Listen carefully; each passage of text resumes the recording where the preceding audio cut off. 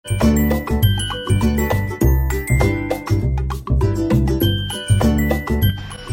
what's up guys? Selamat datang ke Kisah Semasa TV. Terima kasih kepada yang sudah subscribe channel ini. Kepada yang belum, bolehlah subscribe untuk mengetahui kisah semasa.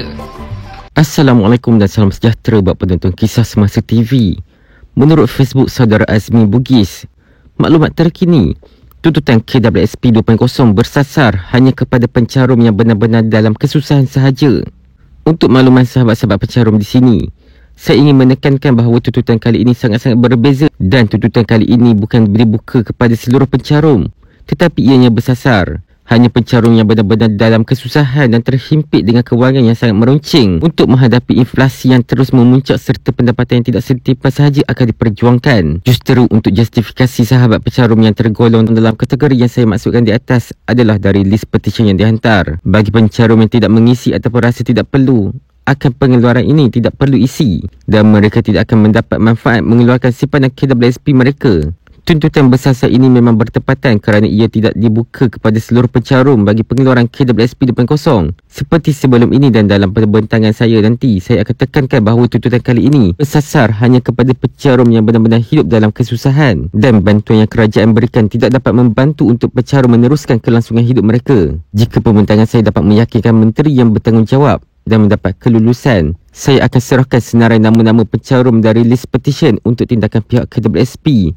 Dan saya juga akan cadangkan pengeluaran kali ini secara offline, di mana pencarum perlu pergi sendiri ke cawangan-cawangan terdekat untuk memohon, dan bagi mereka yang nama tiada di dalam senarai, tidak dibenarkan membuat pengeluaran. Saya akan senaraikan semua nama-nama di dalam list petition di dalam Excel dan serahkan kepada HQ KWSP untuk tindakan dan edaran pada setiap cawangan-cawangan negeri seperti senarai pencarum usia 50 tahun dan 55 tahun.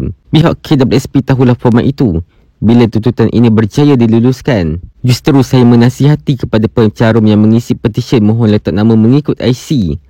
Dan selepas pembentangan dan perbincangan dengan menteri anda ianya positif, saya akan minta pencarum-pencarum yang sudah mengisi petisyen berikan saya detail lengkap seperti nama, nombor IC, nombor akaun KWSP, alamat dan nama handphone kepada saya untuk tindakan selanjutnya.